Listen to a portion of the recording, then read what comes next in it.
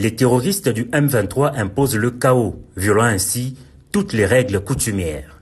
C'est ces sujets contenus dans un rapport qui a été au cœur de l'audience que le président de la République Félix-Antoine Tshisekedi Tshilombo a accordé ce mardi soir à la Cité de l'Union africaine au vice-ministre des Affaires coutumières. D'après Mwami Jean-Baptiste Ndeze Katourebe, le M23 vient de placer à Rutshuru un nouveau chef de chefferie en violation flagrante de toutes les règles coutumières. Il y a eu profanation de la résidence et donc du Guikari. Le Guikari, c'est la cour royale.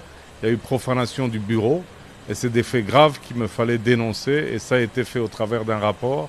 Mais le chef de l'État voulait l'entendre de ma voix.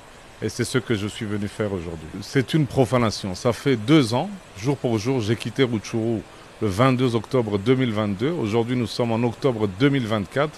On se pose la question pourquoi le M23 a décidé maintenant de poser cet acte.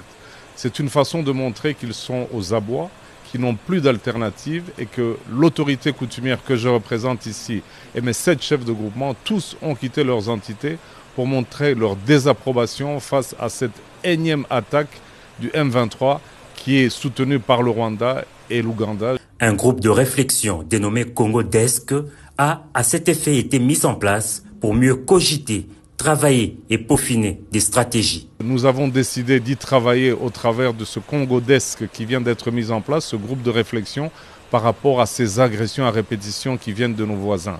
Et donc dans un premier temps, il fallait communiquer et montrer très clairement que le gouvernement est solidaire derrière le vice-ministre que je représente ici et que le soi-disant chef coutumier qu'on a placé à Rutshuru est un chef de pacotille qui ne sait plus comment se comporter. Et donc le Rwanda et l'Ouganda se trouvent coincés du fait qu'aucune autorité coutumière n'est derrière eux pour leurs macabres besognes qu'ils sont en train de réaliser dans les chefferies du Bouicha et de Massissi et d'ailleurs. Des stratégies qui vont trouver appui sur le vouloir vivre ensemble qui caractérise encore et toujours le peuple congolais.